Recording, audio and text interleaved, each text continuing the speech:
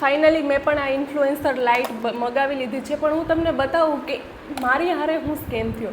જો હું તમને બતાવું, અહીંયાથી ઓન થાય, આ મેં ઓન કરી, 1 2 3 4 ગાઈઝ હું વિડીયોમાં તમને બતાવું છું એટલે જોયું, 4 સેકન્ડમાં બંધ થઈ જાય.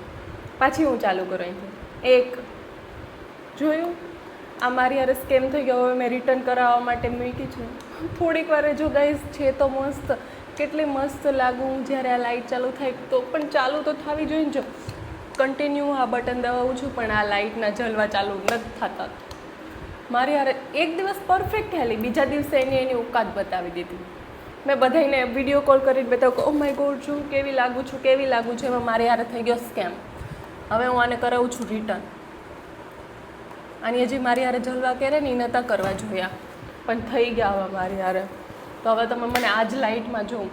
મેં હવે રિટર્ન કરાવી લીધી. હવે હું પાછી ક્યાંક બીજેથી મગાવીશ, પણ મને જોઈએ તો છે ચૂલ હોય ને અંદરથી મગાવવાની. Okay guys, bye, thank you for watching.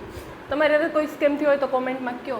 જો કે લાઈફમાં સ્કેમ તો બધા હારે થતા જ રહે, પણ ખુશ રહેવું, જલવા કરવા, જલસા કરવા, લાઇટ વગર અંધારામાં જીવવું, જીવતા શીખવું પડે. Okay bye.